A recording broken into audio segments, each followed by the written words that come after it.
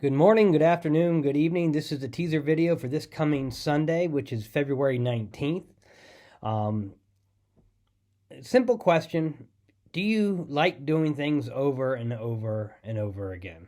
It's pretty funny. I'm asking that question as I've been bagging eggs every day, and that is really a repetition of just doing the same thing over and over again. Kind of mind numbing, but it's nice having where you don't have to do deep thinking. You're just doing some manual work there.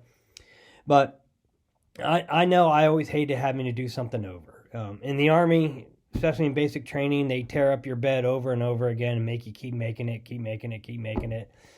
Maybe in the business world, a boss asks you to do something, you do it exactly as they say. They see how you did it, and they're like, no, I don't like it that way. Do it this way. Change this font, do this or do that. I had that multiple times where I'm almost to the point where I'm like, if you know what you want, do it yourself.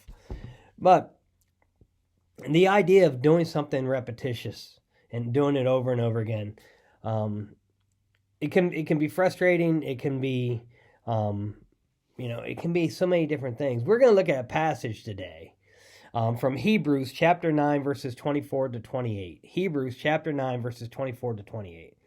And this is talking about Jesus. It's talking about the temple. And what I want you to do as you read Hebrews 9, 24 to 28 is get an understanding of what Jesus is doing and understand what it is replacing. Because Jesus is doing what he's doing in this passage, we started worshiping different. And you need to understand what's being replaced, what are we doing different. And frankly, I'm glad that we're doing some things different. He's replacing something that was done over and over and over again. So we need to understand to truly grasp this passage, and that's your homework. I don't want to explain it. I'll be talking about it during the sermon, but that's your homework, is understanding what Jesus is doing, what is that replacing, and how has that changed the way we worship. The way we worshiped before this time and the way we worship now. What does it tell us to expect, or what should we know that's going to be going on next? It's interesting. Obviously, in Hebrews, it's talking to the Jewish people, the Hebrews. So that might give you a little bit of a clue. But it's a good thing to do a little bit of this homework on yourself. Again, don't make me. We shouldn't always be spoon-fed. We should be able to eat solid food and do the research.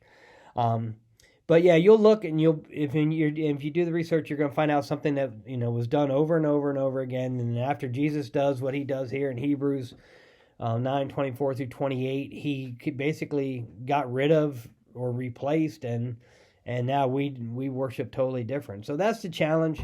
I look forward to seeing everyone on Sunday.